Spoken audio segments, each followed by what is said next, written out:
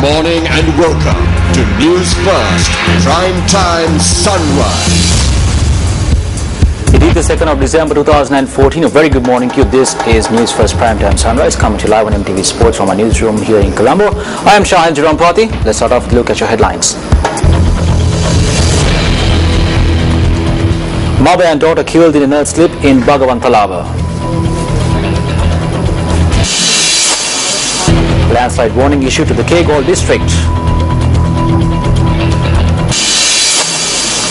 President Rajapaksa says that the past situation in the country has been forgotten.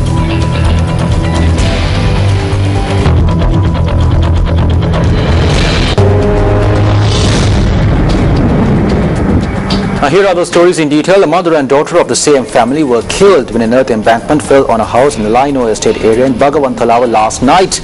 Police said that the accident occurred at around 11:45 last night. The victims have been identified as a 45-year-old mother and her 19-year-old daughter. Meanwhile, landslide warnings have been issued to the Kegol district due to the inclement weather. For more information in this regard, we contacted RMS Bandara, Director of the Landslide Research and Risk Management Division of the National Building Research Organization. Yesterday, with considering the heavy rainfall due to Kagala, Kadmi and other areas of Sri Lanka, National Building Research Organization issued the early warning, especially for Kagala district, covering Aranayaka, Kagala, Yatikata, Pulatkopitia, Galigamua and Barakapola divisional secretariat areas, because we received a heavy rainfall, continuous heavy rainfall yesterday night. Therefore, we issued that early warning to give information and the alert to the people from landslide activity till effect up to today's midnight. If something happens or if something changes, I think India will be given other instructions to the people. We request to the people be alert during this period, because we receive a big heavy rainfall, so it will continue. There may be some rockfalls, landslides and cutting failures.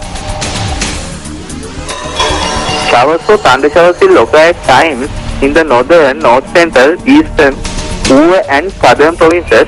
Thundershowers will develop elsewhere during the afternoon and night. There may be temporary localized strong winds during thundershowers. General public is kindly requested to take adequate precaution to minimize the damages caused by lightning activity.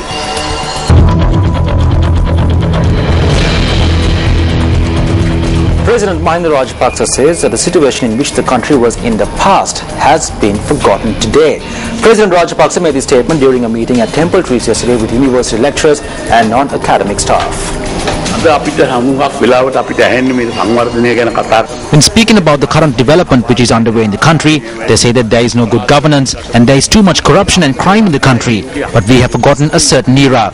Compare the situation which the country was in back then and how it is now. When compared to the past, the Terrorism Act and the emergency law has been removed and the right to criticize has been secured. This is because we have got past that era today.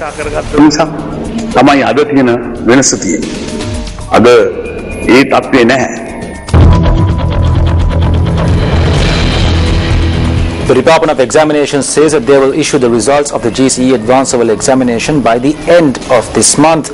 Commissioner General of Examinations WMNJ Pushpakumara said that marking of papers has concluded and that the marks are currently being evaluated.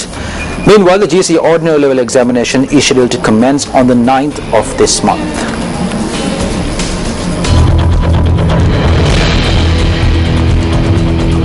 The Western Provincial Council was adjourned due to a lack of quorum yesterday. This took place following comments made by UMP Western Provincial Councillor S.M. Marikar. The adjournment took place during the 2015 budget debate. Although it is mandatory for 35 councillors to be present in the chamber to begin proceedings, only 32 councillors were present after quorum bell was rung yesterday. Thereby, the chairman of the Western Provincial Council took steps to postpone the proceedings until 9 this morning.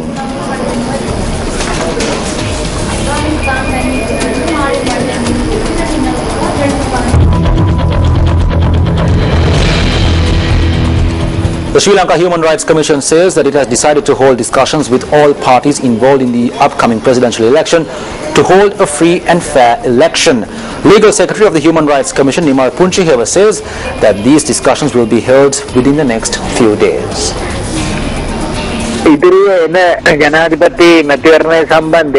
order to ensure that there will be a free and fair election for the public, the Sri Lanka Human Rights Commission decided to hold discussions with authorities of institutions that are responsible to hold free and fair election. Accordingly, Elections Commissioner, IGP, Attorney General and Secretary to the Ministry of Law and Order will be called before the Commission to discuss the matters with regard to the election.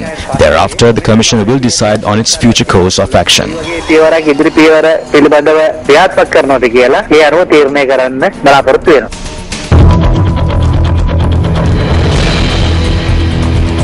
The Department of Census and Statistics says that by the end of November, the inflation rate of the country has reduced to 1.5. DC Agunawardhana, the Director General of the Department of Census and Statistics, says that this is the lowest rate compared to the last few years. The Department of Census and Statistics calculates the inflation rate monthly. Accordingly, last month's inflation rate is the lowest compared to the past 6 years. The main reason for this is the reduction of prices in essential items such as fuel, gas, water, oil and stable prices in food items.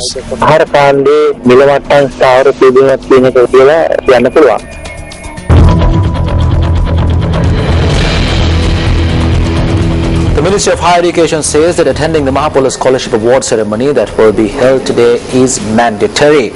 Secretary to the Ministry, Dr. Sunil Navaratna, says that scholarship money for 3 months will be handed over to students at this function, and those who do not attend this will not be given the scholarship money. The Mahapola Scholarship will be awarded to students who were selected for the years 2012 to 2013 today on the auspices of President Mahinda Rajapaksa. At the same time, a certain student union has been informing students via phone and SMS not to attend this award ceremony. We inform students not to be misled by this and come and obtain the scholarship money. The students will be given scholarship money for 3 months, and if they do not come, they will not be able to obtain the money. The scholarship money has been increased from 2,500 to 4,000 rupees, and this is the first time that this increased amount is given to students.